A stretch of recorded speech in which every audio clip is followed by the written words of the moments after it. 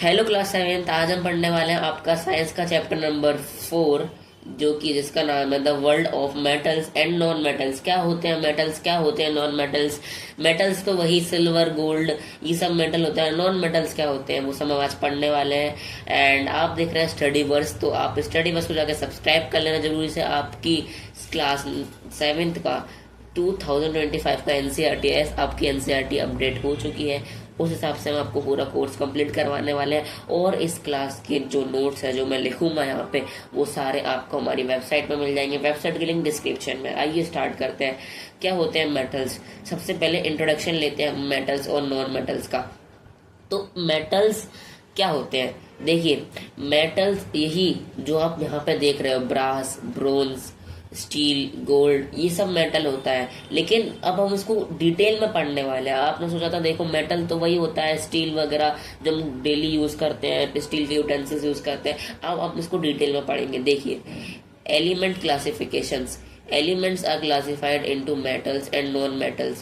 The metalloids based on physical and chemical properties. अब जो elements है, एलिमेंट्स यानी कि मेटल्स और नॉन मेटल्स और मेटलॉइड को मिला के जो बनता है वो एलिमेंट्स होते हैं। और एलिमेंट्स के अंदर ये सारी चीजें आती हैं। तो elements is a group of metals, non metals and metalloid. तो हम एलिमेंट्स के क्लासीफाई करते हैं हम 3 कैटेगरी में। वो 3 कैटेगरी है हमारी नॉन मेटल्स, मेटल्स और मेटलॉइड्स। क्या होता है मेटल, क्या होता है नॉन मेटल, क्या होता है मेटलॉइड, तीनों हम पढ़ने वाले हैं। सबसे पहले मेटल्स इन आवर लाइफ्स। हमारे डेली लाइफ में हमारे ने देखा आयरन देखा है, एल्यूमिनियम देखा है। एल्यूमिनियम में आपने सिल्वर फॉइल देखी होगी, एल्यूमिनियम फॉइल देखी होगी। कॉपर देखा जो कि वायर के अंदर यूज होता है, इलेक्ट्रिक वायर के अंदर कॉपर का वायर यूज होता है। और ये सारी चीजें बहुत ही ज्यादा कॉमन है आपके नॉर्मल डेली यूजेस में, ठीक है। अब यूटेंसिल्स टू बिल्डिंग, बर्तनों से लेके बिल्डिंग तक, ये मेटल्स की बनी होती है। क्योंकि मेटल की जो स्ट्रेंथ है वो बहुत ताकतवर स्ट्रांग होता है, जो जल्दी इजीली ब्रेक नहीं होता। और साथ में उसकी कंडक्टिविटी। अब आप देखिए मेटल का, कॉपर भी एक मेटल है। एंड जो आपके घर में वायर से वायरिंग हो रखी है इलेक्ट्रिसिटी की, वो कॉपर की वायर से की जाती है। तो कॉपर का वायर कंडक्टिव होता है, इसलिए उसकी कंडक्टिविटी ज्यादा होती है। वो इलेक्ट्रिसिटी को अच्छे से कंडक्ट कर सकता है। कंडक्ट का मतलब होता है पास होने देता है, मतलब अलाउ करता है कि इलेक्ट्रिसिटी तुम आओ मेरे से फ्लो होके जाओ। तो इलेक्ट्रिसिटी से फ्लो होके जाती है, सप्लाई होती है बाकी सारे अप्लायंसेस को, जो कि हमने पिछले चैप्टर में पढ़ा था इलेक्ट्रिसिटी वाले चैप्टर में, ठीक है। अब यहाँ पे आप देखिए नॉन मेटल्स। हमने मेटल्स देख लिया, अब नॉन मेटल्स देखो। Non metals such as oxygen, oxygen, carbon, oxygen, carbon, sulphur, ये तीनों चीजें बहुत ही एसेंशियल है हमारी लाइफ प्रोसेस के लिए। और ये तीनों चीजें एयर में मिलती हैं, वाटर में मिलती है, और लिविंग ऑर्गेनिजम्स के अंदर मिलती है, ठीक है। अब देखिए ऑक्सीजन, कार्बन एंड सल्फर ये नॉन मेटल्स है, इनको मेटल नहीं बोलते। और जो हमारी मेटल्स की चीजें जैसे कि स्टील हो गई, आयरन हो गया, एल्यूमिनियम, ये सारी चीजें मेटल है। अब कुछ मेटल्स नेचर ने प्रोवाइड की है, कुछ मेटल्स ह्यूमन ने डेवलप की है, और कुछ नॉन मेटल्स ह्यूमन ने बनाए, कुछ नॉन मेटल्स नेचर ने दी है। इसी तरीके से आगे चलते हैं। Exploring metals and non metals. देखिए अब हम नॉन मेटल्स और मेटल्स के बारे में डिटेल में पढ़ने वाले हैं। देखिए हम क्या पढ़ेंगे इस चैप्टर के अंदर, देखिए we will discover how metals are used in daily object and learn about the unique properties. Metals और नॉन मेटल्स की कुछ अलग अलग प्रॉपर्टीज होती है, कैरेक्टरिस्टिक्स बोल सकते हैं, वो होती है, तो उनके बारे में पढ़ेंगे। इंटरेस्टिंग प्रोसेस, कुछ प्रोसेसेस हैं जैसे कि मेटल को शेप कैसे दिया जाता है, मेटल को मोल्ड कैसे करते हैं, और उसको ट्रांसफॉर्म करते हैं अलग अलग शेप्स में जिससे वो यूजफुल बन सके। अब हमको क्या पढ़ना है, we will understand key properties of metals and non-metals and their important applications in daily life। metals की जो properties है वो पढ़ेंगे, उनकी importance पढ़ेंगे डेली लाइफ के अंदर। आइए अब चैप्टर को प्रॉपर स्टार्ट करते हैं। देखिए प्रॉपर्टीज ऑफ मटेरियल, मटेरियल की बात हो रही है यहाँ पे, नॉन मेटल या फिर मेटल की बात नहीं हो रही है। मटेरियल यानी कि जो आपके घर में आसपास सामान पड़ा हुआ है, आपकी टेबल पे देखिए आपकी बुक रखी है, आपका पेन रखा है, आपकी स्केल, हाइलाइटर, बॉक्स, कोई भी चीज़ हो सकती है, वो मटेरियल होती है। यानी कि आप इस इमेज में यहाँ पे देखिए, अगर हम यहाँ पर थोड़ा सा जूम कर लेते हैं, ठीक है, इस इमेज में देखिए, आपको क्लियर नहीं है, इमेज थोड़ी सी ब्लर है, आई नो। अब इस इमेज में आप देख सकते हो, 1 मिनट, इसको हम थोड़ा लेफ्ट कर लेते हैं, ठीक है। अब इस इमेज में देखिए, इस इमेज में बहुत सारी चीज़ें आपको दिख रही होंगी। यहाँ पे हम देख पा रहे हैं बैलून्स हैं, ठीक है। यहाँ पे हम देख पा रहे हैं ये कुछ आई थिंक वो है, फेदर है, ठीक है। ये बल्ब है एक, ये हॉट कॉफ़ी या फिर टी है, ये यहाँ पे एप्पल है। सो आपके पास जो भी मटेरियल पड़ा हुआ है वो कुछ उसकी खासियत या फिर कैरेक्टरिस्टिक होगी। क्या कैरेक्टरिस्टिक होगी, देखिए, उसकी कुछ प्रॉपर्टीज होंगी। देखो प्रॉपर्टीज, कैसी प्रॉपर्टीज, उसको वो दिखने में अलग होगा, वो हार्ड होगा, सॉफ्ट होगा, उसकी हीट होता होगा, वो इलेक्ट्रिसिटी कंडक्ट करता होगा, तो उसकी अलग अलग अपीयरेंस होगी। या तो वो डल होगा, या फिर वो शाइनी होगा, चमकदार होगा, ये सब उसकी कैरेक्टरिस्टिक हो गई। Properties help us to identify and classify material as non metal और मेटल। ये प्रॉपर्टीज हमको हेल्प करती है डिटरमाइन करने में कि कोई ऑब्जेक्ट मेटल है या फिर नॉन मेटल है। ऐसे ही कैरेक्टरिस्टिक जो है हो सकती है अपीयरेंस के ऊपर, उसके हार्डनेस के ऊपर, और उसकी एबिलिटी कि वो हीट और इलेक्ट्रिसिटी को किस हिसाब से कंडक्ट कर सकता है, ये उसकी कैरेक्टरिस्टिक हो सकती है। क्लासिफिकेशन देखिए, these properties allow us to group material into distinct categories. अब हम इसी की मदद से काफ़ी सारे मैटर मटेरियल को अलग अलग ग्रुप में रख सकते हैं। जैसे अगर मैंने ले लिया, मेरे पास एक एग्जाम्पल के लिए हाइलाइटर पड़ा है जो कि ऑरेंज कलर का है, साथ में मेरे पास एक ऑरेंज जो मौसमी होती है वो पड़ी है, दोनों का कलर ऑरेंज है। मैंने दोनों को उठा के अलग रख दिया क्योंकि वो दोनों सेम दिखते हैं कलर की मदद से। किस मदद से? कलर की मदद से। अब मेरे पास यहाँ पे एक स्पॉन्ज है। क्या है? स्पॉन्ज, जो वो होता है ना, जो प्रेस होता है, जिसके अंदर काफ़ी सारे पोर्स होते हैं, छोटे छोटे होल्स होते हैं, जिसकी वजह से वो प्रेस हो जाता है, एयर निकल जाती है और वो प्रेस हो जाता है। स्पॉन्ज है। अभी उसी की तरह मेरे पास कॉटन है। कॉटन भी क्या है? सॉफ्ट है। स्पॉन्ज भी क्या है? सॉफ्ट है। दोनों सॉफ्ट, मैंने देखा दोनों सॉफ्ट है, तो मैंने एक उसको उठा के अलग कैटेगरी में रख दिया। अभी देख लीजिए आप, यहाँ पे मेरे पास मान लीजिए कोई एक वो है, एल्यूमिनियम फॉयल है, ठीक है, एल्यूमिनियम फॉयल है, और मेरे साथ साथ में एक स्टील की स्पून है। अब दोनों को तुम्हें ऊपर से दिख रहा है क्या है कि वो सेम है? नहीं है सेम, बट तुम एक चीज सेम है कि दोनों मेटल है, और मेटल है तो वो इलेक्ट्रिसिटी कंडक्ट कर रहे हैं। एल्यूमिनियम फॉयल इलेक्ट्रिसिटी कंडक्ट करेगी और स्टील इलेक्ट्रिसिटी कंडक्ट करेगी, भले से थोड़ी बहुत करे, बैड कंडक्टर है लेकिन करेगी ना। तो वो दोनों उठा के हमने क्या कर दिया, उसको रख दिया, क्योंकि वो इलेक्ट्रिसिटी कंडक्ट कर सकते हैं। तो जो मटेरियल्स होते हैं उनकी कुछ कैरेक्टरिस्टिक होती है, वो कैरेक्टरिस्टिक की मदद से हम उनको नॉन मेटल या फिर मेटल के अंदर डिफाइन या फिर कैटेगराइज कर सकते हैं। तो ये था उनकी प्रॉपर्टीज का काम, ठीक है। अब चलते हैं आगे। कुछ प्रॉपर्टीज इंपॉर्टेंट जो है, जो हम अब पढ़ेंगे।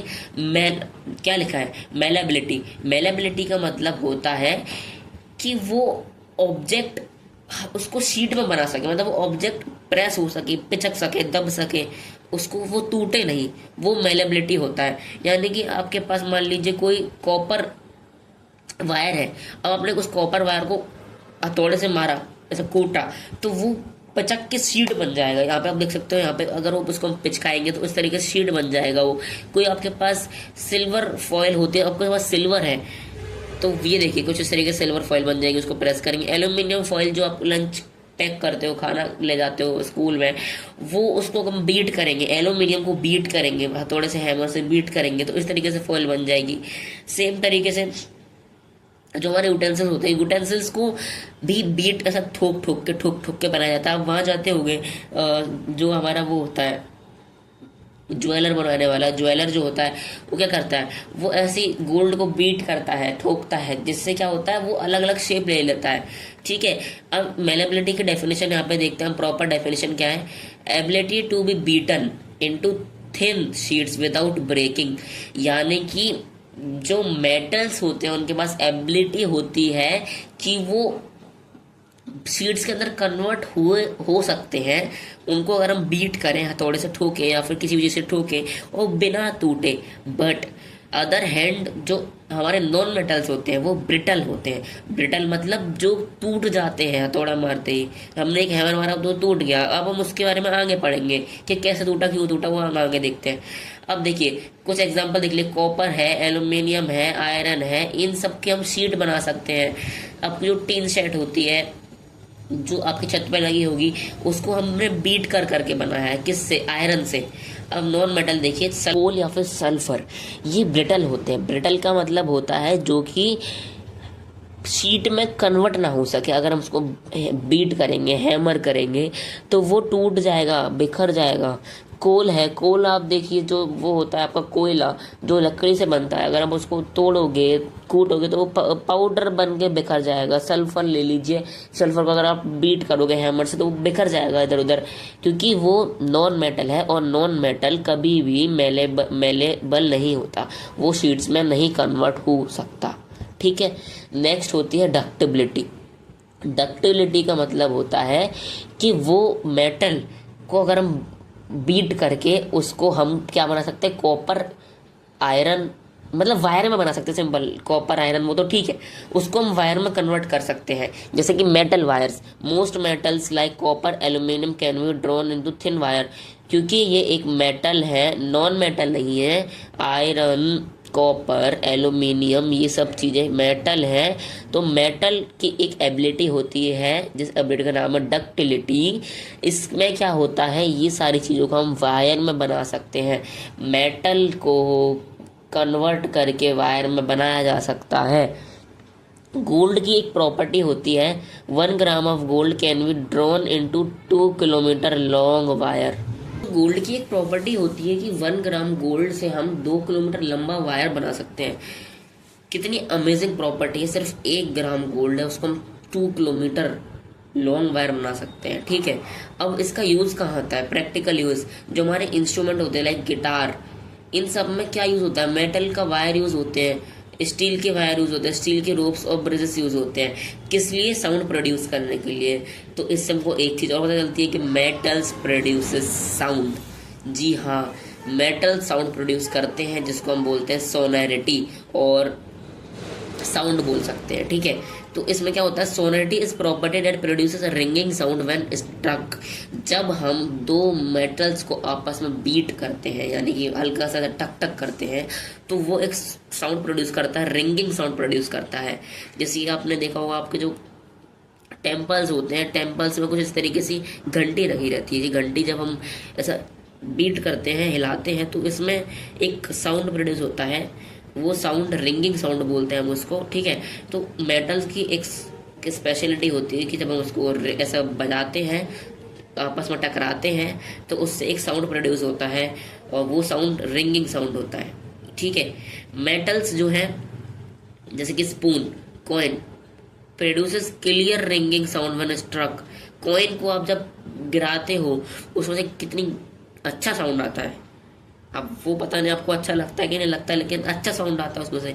ऐसे ही अब आप जो भी घंटी बजाते हो, बेल बजाते हो, तो एक अच्छा साउंड आता है उसमें से। स्कूल बेल्स एंड डांस घुंघरू, जो आपके डांस वाले घुंघरू होते हैं और जो आपके स्कूल की घंटियाँ होती हैं, वो इसी प्रॉपर्टी का यूज़ करके साउंड क्रिएट करती हैं। Coal and wood produce dull sound when dropped, not sonorous. Sonorous का मतलब होता है अच्छा, सुंदर साउंड, क्लियर साउंड, जो कि सुना जा सके। लेकिन अगर कोल है और वुड है, कोल क्या है, नॉन मेटल है, वुड नॉन मेटल है, तो वो गिराएंगे तो आवाज़ तो आती है।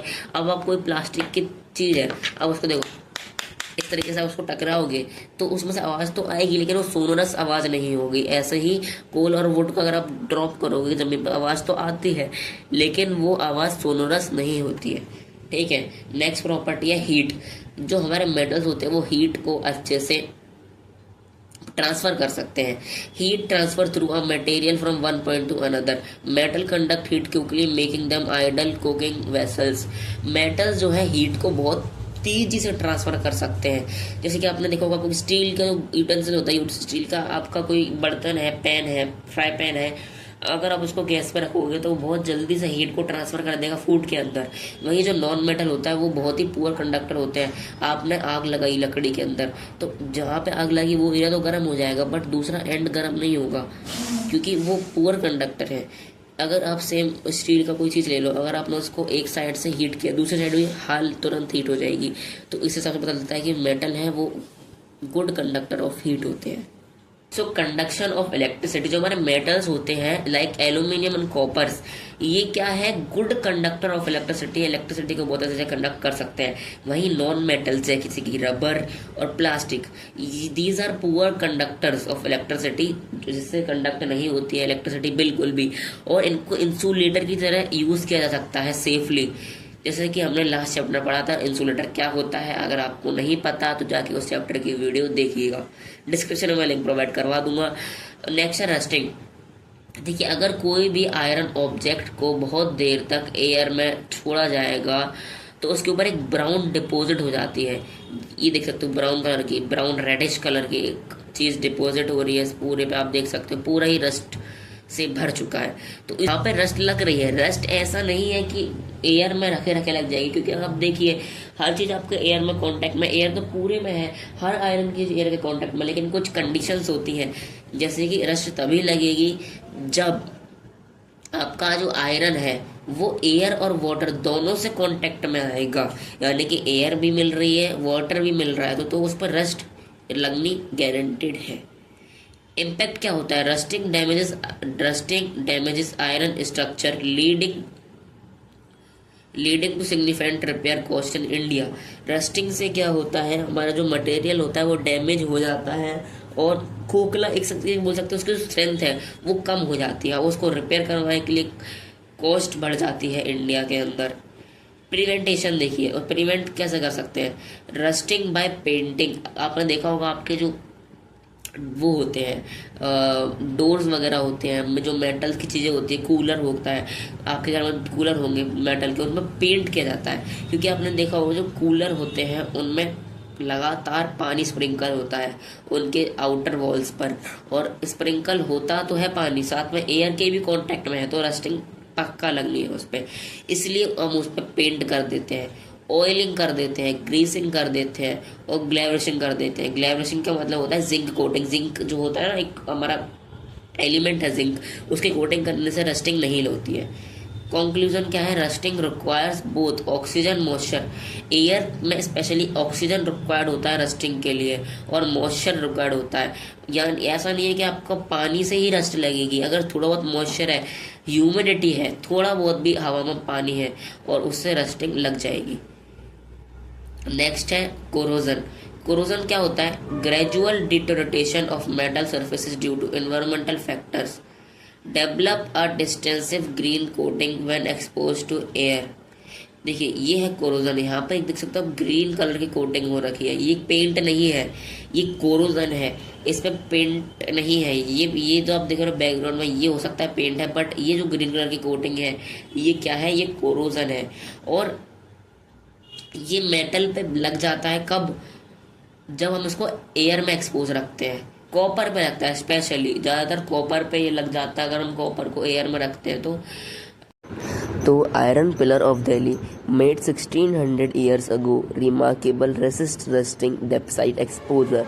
मतलब ये एक आयरन पिलर है दिल्ली के अंदर जो एक रिमार्क बन चुका है, यानी कि एक सिंबल बन चुका है जिसको प्रोटेक्ट किया जा रहा है, रेजिस्ट किया जा रहा है। रेजिस्ट का मतलब होता है बचाना किसी चीज़ को, तो उस पिलर को प्रोटेक्ट कर रहे हैं, बचा रहे हैं, जिससे उस पर रस्टिंग ना हो, क्योंकि वो एक्सपोज हो रखा है बिल्कुल एयर में।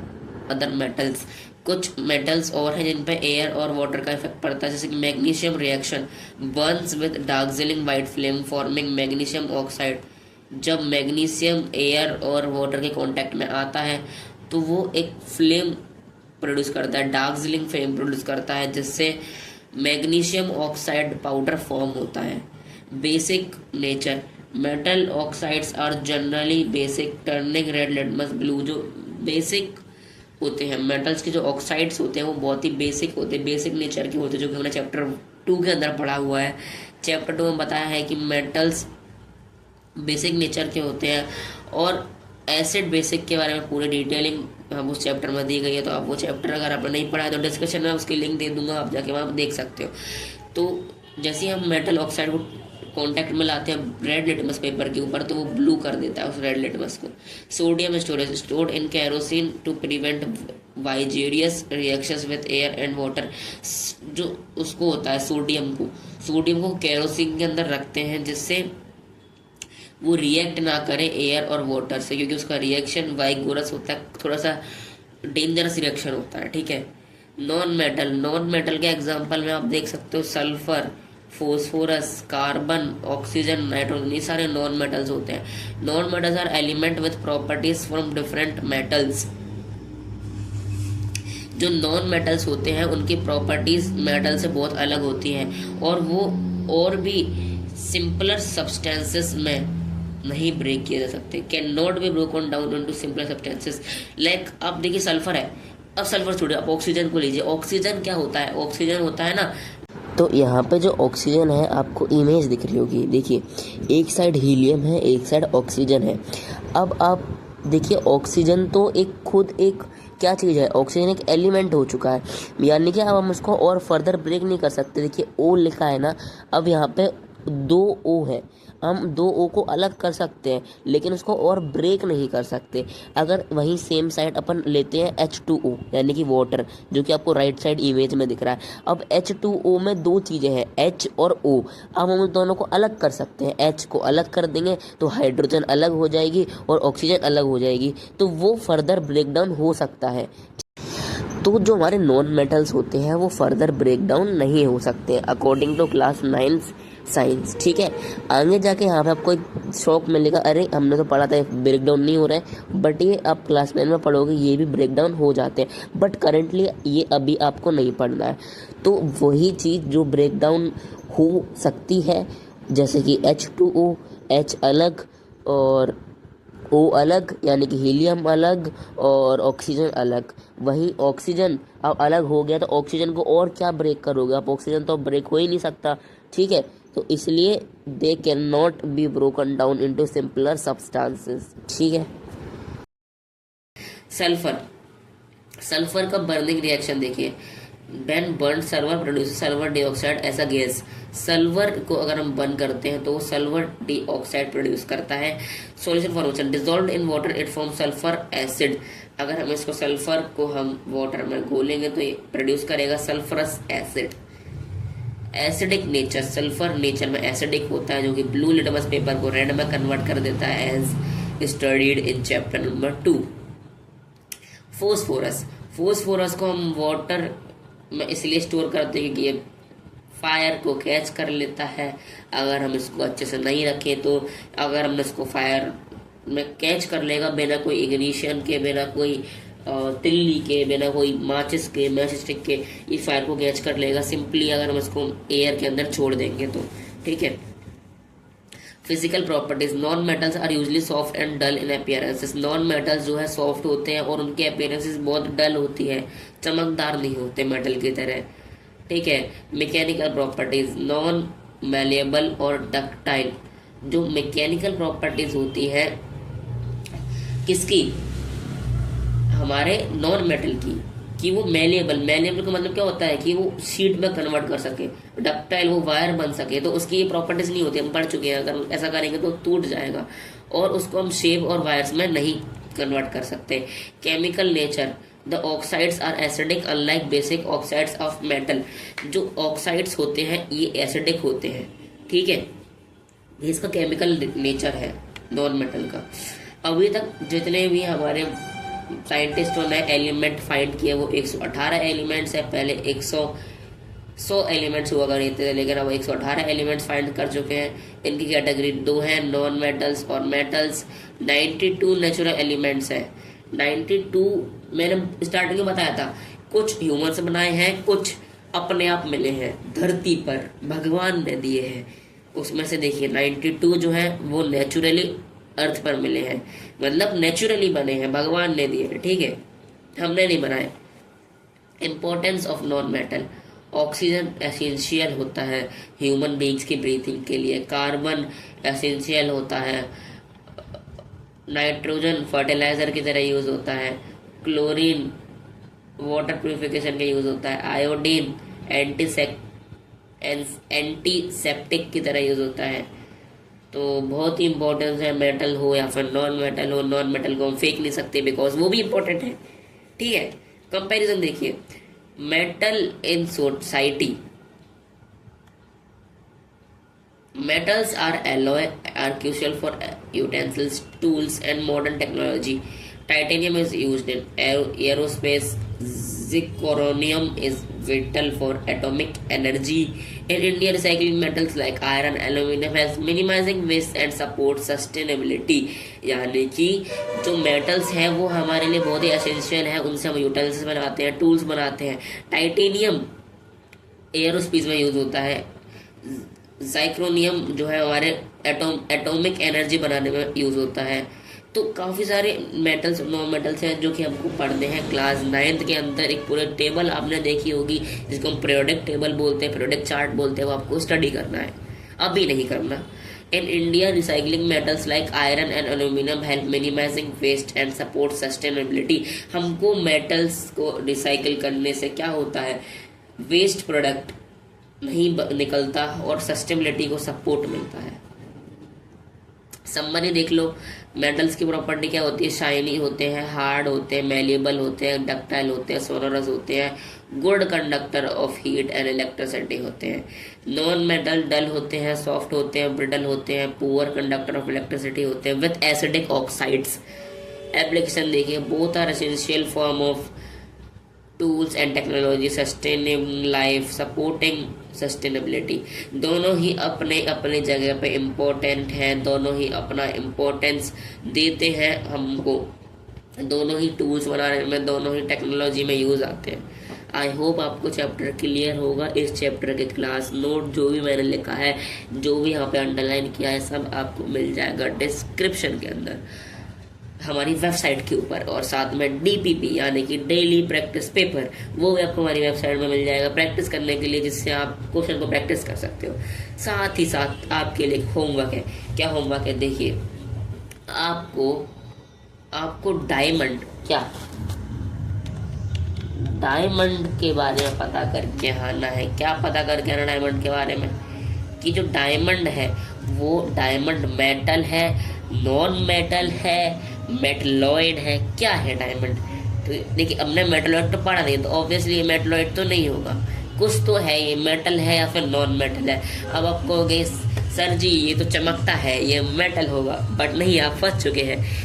अब आपको इसका आंसर फाइंड करके आना है, मैं नहीं बताऊंगा, और फाइंड करके आपको कमेंट सेक्शन के अंदर बताना है. जिसने इसका करेक्ट आंसर दिया उसका नाम हम कल वीडियो के अंदर दिखाएंगे. ओके, सो इसके नोट्स आपको वेबसाइट में मिल जाएंगे. आप टेलीग्राम ज्वाइन कर सकते हो अपडेट्स के लिए. एंड आपको जो नेक्स्ट चैप्टर है उसकी वीडियो जल्दी हम प्रोवाइड करने वाले. Thank you for watching. Tata, bye bye.